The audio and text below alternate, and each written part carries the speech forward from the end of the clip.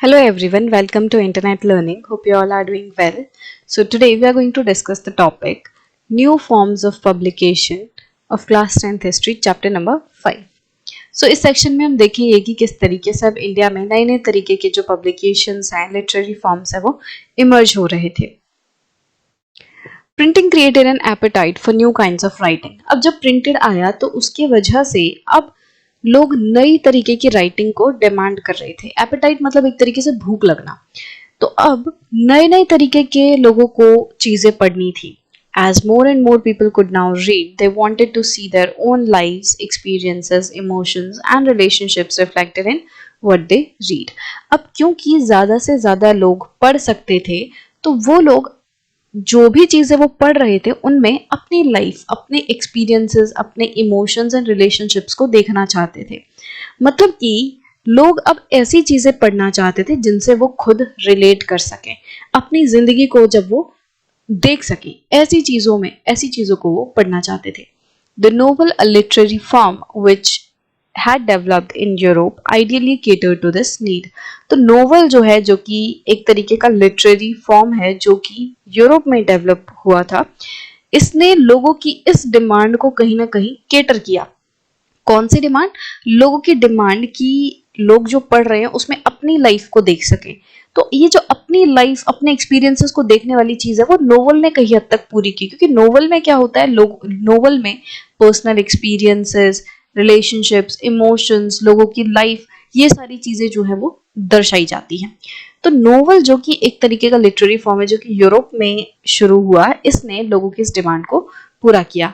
It soon acquired distinctively Indian forms and styles.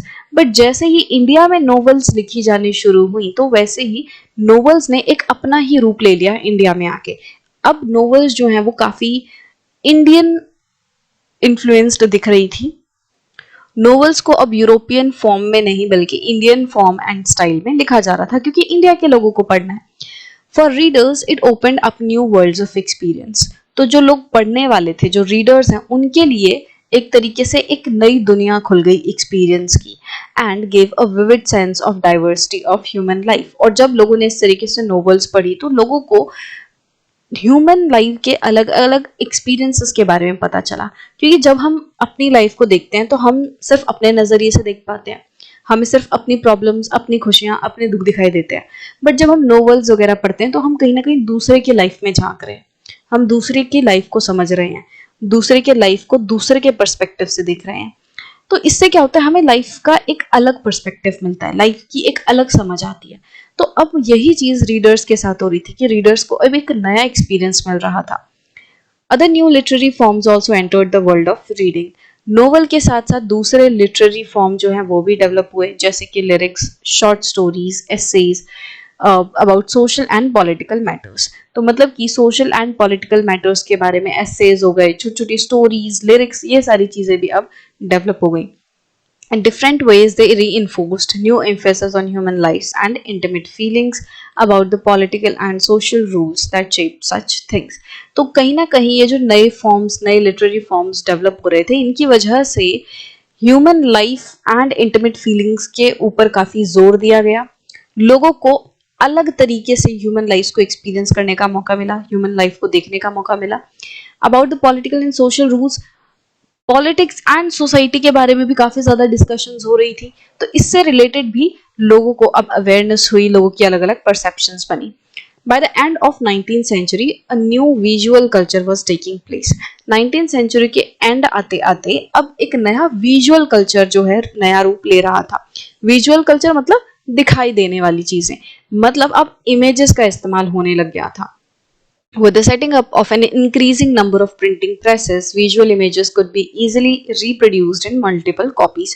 क्योंकि अब India में भी बहुत सारी प्रिंटिंग प्रेसेस जो हैं वो सेट हो गई थी, तो बहुत सारी विजुअल इमेजेस को काफी आसानी से प्रोड्यूस किया जा सकता था और उनको कॉपी किया जा सकता था.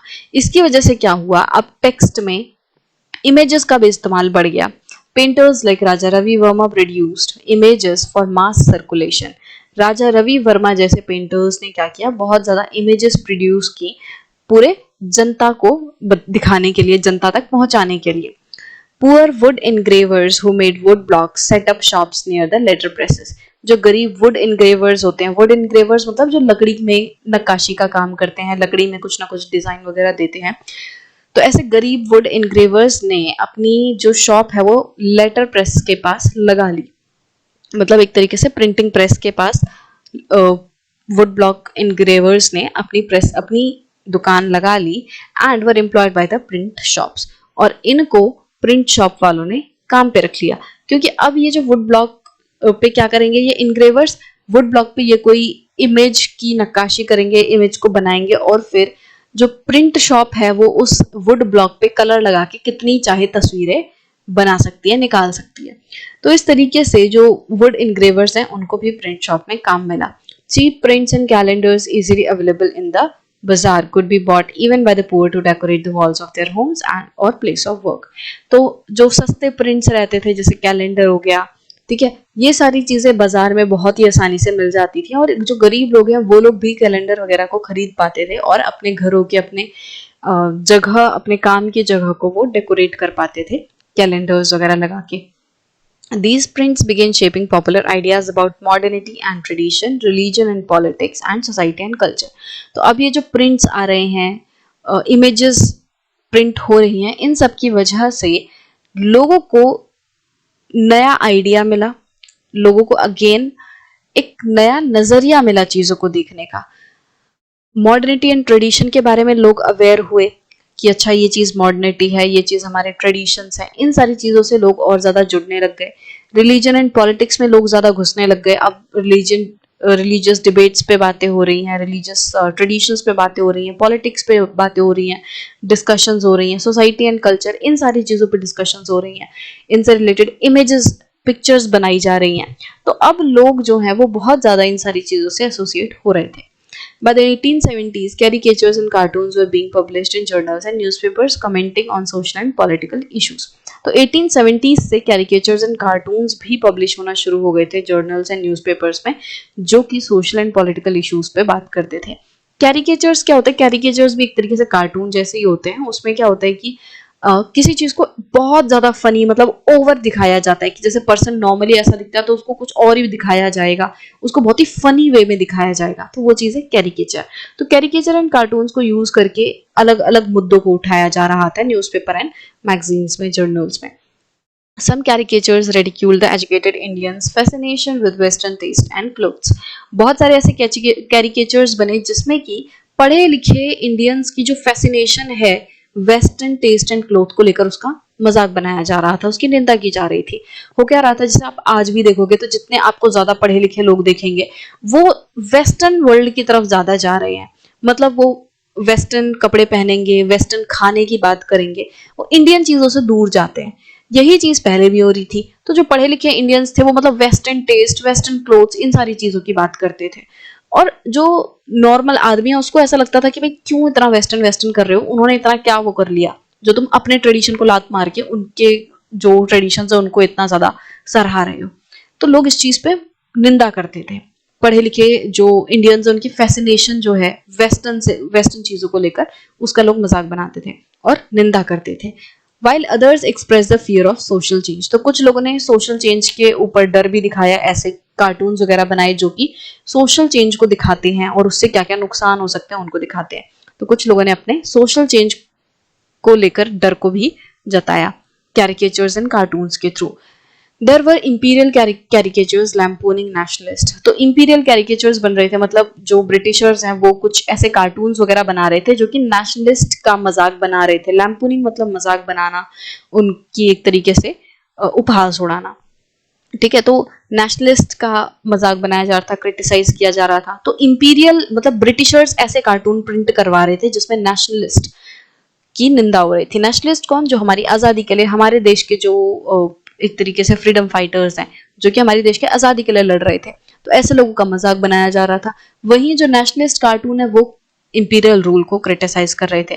जो हमारे देश के नेशनलिस्ट लोग हैं वो ब्रिटिश गवर्नमेंट को क्रिटिसाइज करने के लिए कैरिकेचर्स वगैरह प्रिंट करा रहे थे।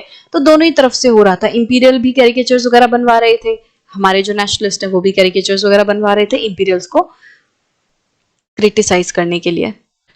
अब यहाँ पे एक प्रिंट देख सकते हो आप, इसमें से इमेज जो है वो दी हुई है। ये क्या है, इसमें क्या दिखाया हुआ है, Raja Ritudhwaj rescuing princess Madalasa from the captivity of demons. अब यहाँ पे क्या है, ये राजा ऋतुध्वज हैं जो कि प्रिंसेस मदलसा को रेस्क्यू कर रहे हैं, उनको बचा रहे हैं डेमोन्स की कैप्टिविटी से। मतलब कि जो एक तरीके से शैतान है, उन्होंने इन प्रिंसेस को बंदी बना लिया था, और अब ये जो राजा हैं वो प्रिंसेस को छुड़ाने आए हैं, उनको बचाने आए हैं। तो ये राजा रवि वर्मा ने ये प्रिंट बनाई थी। Raja Ravi Varma produced innumerable mythological paintings. तो राजा रवि वर्मा ने ऐसी बहुत सारी माइथोलॉजिकल पेंटिंग्स बनाई थी। माइथोलॉजिकल मतलब जो हमारी माइथोलॉजिकल कहानियां हैं, जैसे रामायण हो गई, महाभारत हो गई, इस तरीके की जो कहानियां हैं उनसे रिलेटेड बहुत सारी पेंटिंग्स बनाई थी, जो कि जनता ने बहुत ज्यादा सराहाई और लोग जो हैं जिन्हें काफी ज्यादा पसंद करते थे। तो इस तरीके से जो नया फॉर्म है पब्लिकेशन का वो निकल के आया। नोवेल्स लोगों ने बहुत पसंद की, नोवेल्स ने इंडियन फॉर्म ले लिया। नोवेल्स एक्चुअली यूरोप में शुरू हुई थी, बट अब जब इंडिया में भी बहुत ज़्यादा लोग रीड करने लग गए तो नोवेल्स इंडिया में भी लिखी जाने लग गई, बट इंडियन तड़के से, ठीक है, इंडियन स्टाइल में। वही इसके साथ साथ दूसरी जो लिटरेरी फॉर्म्स है, लिरिक्स, शॉर्ट स्टोरीज, एसेज, ये सारी चीज़ें भी निकल के आई। इसके साथ साथ विजुअल कल्चर जो है वो काफ़ी इंपॉर्टेंट अब उसने जगह बना ली थी प्रिंटिंग में, कि पिक्चर्स का इस्तेमाल हो रहा है, इमेजेस का इस्तेमाल हो रहा है, जिसमें हमने एक काफ़ी इंपॉर्टेंट पेंटर का नाम पढ़ा, राजा रवि वर्मा, जो कि इमेजेस को प्रोड्यूस करते थे और इनकी जो इमेजेस है वो देश भर में फेमस थी। तो आई होप ये सेक्शन आपको क्लियर होगा।